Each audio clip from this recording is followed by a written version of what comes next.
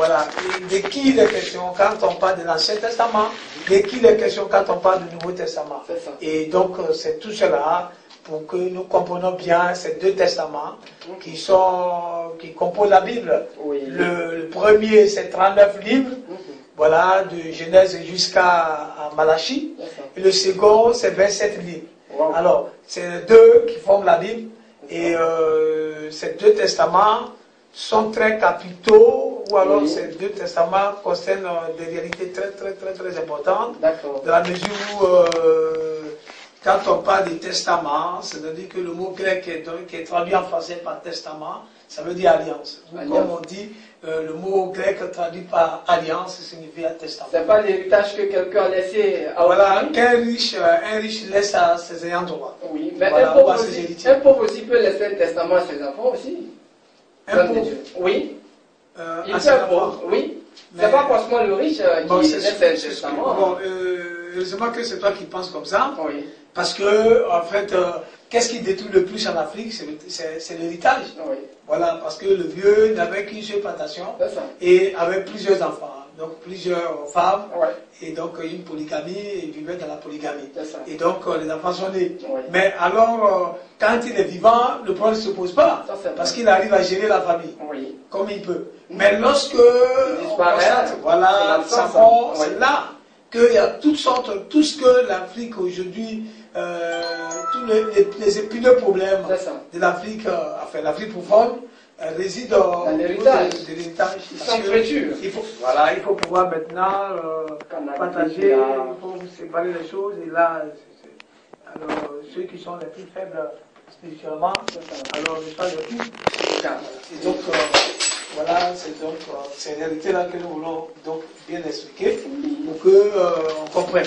Alors, je voulais lire un passage, ça c'est Ésaïe 34, à partir du verset 16, il dit « Consultez le livre de l'Éternel et lisez, aucun d'eux ne fera défaut, ni l'un ni l'autre ne manqueront, car sa bouche l'a ordonné, c'est son esprit qui les rassemblera. » Voilà comment Ésaïe prophétise dans son 34e chapitre, à partir du verset 16, il dit consultez le livre de l'Éternel.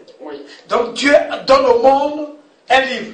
Et il demande de le consulter et de comprendre que ce livre-là, bien qu'on va le consulter, il ne fera pas défaut. Voilà, c'est-à-dire que tout ce qui est écrit, Dieu exécutera. D'ailleurs, Paul écrit pour dire Dieu exécutera promptement et pleinement tout ce qu'il a besoin. Donc, David, Ésaïe est prophétisant pour dire il faut qu'on consulte le livre. Il y en a combien qui le consultent? Mais ça, c'est un problème encore. Mais alors, consultez-le et vous allez vous rendre compte qu'aucun d'eux ne fera défaut. Pourquoi? Parce que ce livre comporte deux parties. Il y a l'Ancien Testament et le Nouveau Testament. J'ai très bien dit que quand on parle de testament, ça veut dire alliance. Et quand on parle d'alliance, on veut dire testament. C'est tout ce que cela veut dire. Alors, en français, le mot grec traduit en français par alliance signifie testament. Testament, ce sont les dernières volontés, n'est-ce pas? Voilà, c'est l'acte légal qui regroupe les dernières volontés d'un riche pour ses héritiers ou à ses ayants droit. C'est tout.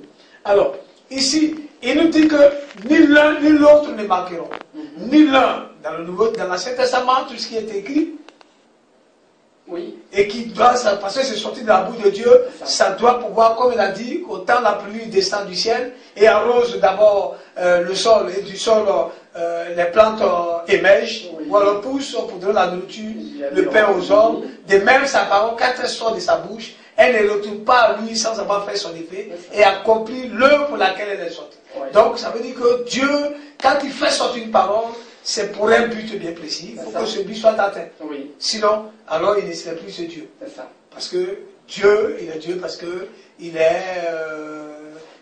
tout lui est possible. Il peut tout faire. Il est l'alpha et l'oméga. Voilà, il peut tout faire. Il peut tout faire. Alors, donc, l'Ancien Testament, nous avons bien dit que c'était 39 livres. Et alors, l'Ancien Testament, pour qui qui est d'abord le testateur de l'Ancien Testament? Il faut que le peuple de Dieu comprenne que le testateur de l'Ancien Testament, c'est bien Abraham. Voilà. Alors, donc, quand on parle d'Abraham, il faut donc comprendre qu'Abraham a eu donc une descendance physique. Donc pour aller pour connaître les héritiers. Il a eu une sémence physique, c'est-à-dire qu'il a mis au monde une postérité. La première, celui qui est sorti des reins et qui donc était déjà concerné par cette alliance, par ce testament, c'est bien Isaac. D'Isaac est né Jacob et Ésaü. Mais Dieu a choisi, comme on appelle Jacob.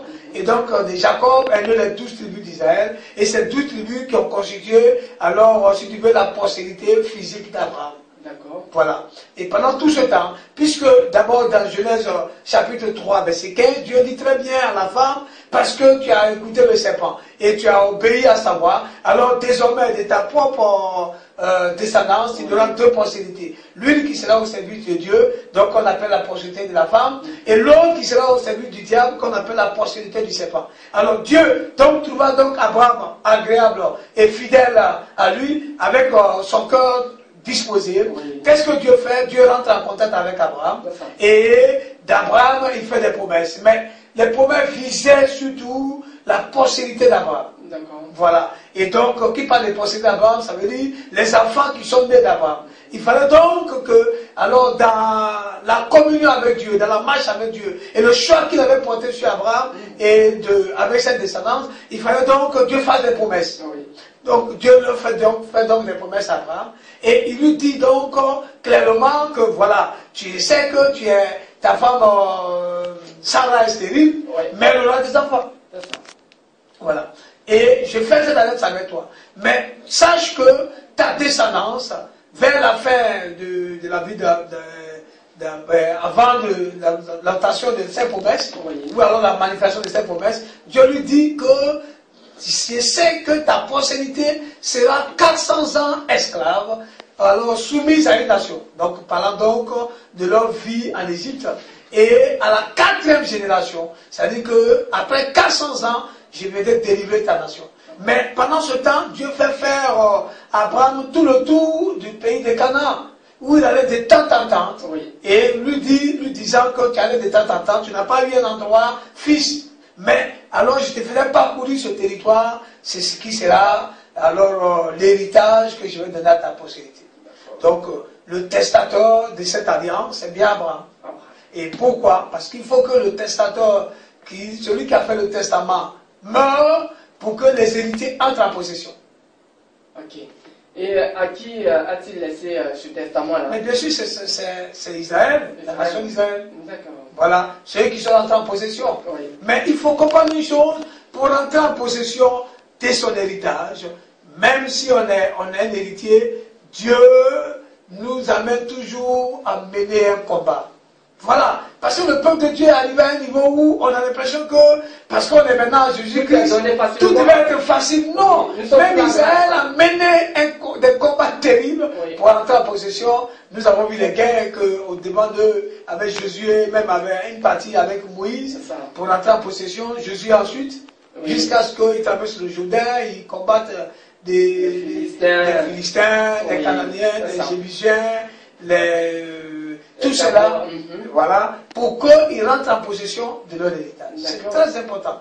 Jésus lui-même, pour pouvoir nous donner accès à cet héritage, il a fallu d'abord qu'il mène un combat. D'accord. La croix, c'était un combat, une bataille terrible. Donc pour rentrer en possession de son héritage, de son testament, il faut mener un combat. Mais bien sûr, tu peux être l'objet des promesses, oui, mais c'est parce que tu es l'objet des promesses qu'aussitôt, alors les choses, non, il y a un grand combat, parce qu'il faut une discipline, il faut que Dieu te forme, pour que, alors, Dieu t'exerce tes mains au combat, pour que tu sois en mesure d'abord de gérer comme un fidèle économe tout ce testament. Oui. C'est-à-dire que tout ce que tu vas avoir, tout ce dont tu vas rentrer en possession. Oui. Alors que nous les chrétiens, on entre bien, on lutte pour rentrer en possession, oui, de quelque chose que Dieu nous donne, mais aussi on nous enlève cela. Parce que on dit souvent que nous sommes sous la grâce, hein.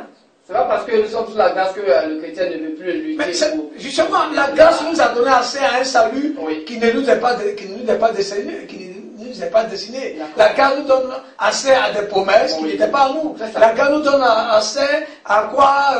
À tous les privilèges, à tous les droits qui n'étaient pas à nous. Voilà, c'est pour ça que la Bible nous reconnaît que nous avons été adoptés. Donc quand on parle d'adoption, c'est-à-dire qu'on n'était pas des héritiers. On était illégitimes. Et on nous rend légitimes. Parce que quelqu'un qu'on adopte dans une famille, alors tout ce qui appartient à la famille est à lui aussi également, parce qu'il porte désormais le nom de sa famille et il devient héritier. C'est comme ça, nous, païens, nous sommes devenus héritiers par cette grâce-là dont tu parles. Mais la grâce ne nous exempte pas de mener le combat, de lutter les nuits comme les jours. Mais alors que vraiment, les chrétiens que nous sommes, sinon les enfants de Dieu, particulièrement en Côte d'Ivoire, on est devenu tellement léger et puis facile, ce qui fait qu'on croit à tout ce que les gens nous disent, et donc à leurs promesses, à ce qui sort de leur bouche, et au point où, quand on est trompé, on se dit que Dieu nous a... On accuse Dieu. Voilà, alors que ce n'est pas ça. Mais il faut lutter. C'est vraiment la lutte. On fera tout ça là. C'est pourquoi la Bible dit que le royaume des cieux appartient aux plus violents. Il faut être violent. Tout à fait. Mais cette violence, ce n'est pas... les muscles physiques. Non. C'est plutôt le cœur. La prière. Non, d'abord le cœur. Tout part d'abord du cœur. La Bible dit garde ton cœur plus que toute chose au monde. Parce que c'est de lui que vient la source de la vie. Garde ton cœur plus que toute chose au monde. Et Proverbe chapitre 4, verset 6. Garde ton cœur plus que toute chose au monde. Parce que c'est de ce cœur que vient la source de la vie.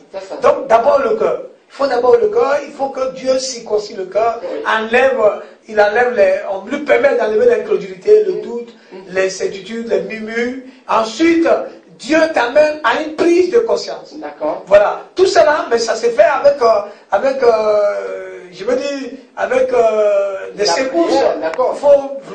Il faut vraiment te réveiller. Avec une certaine violence.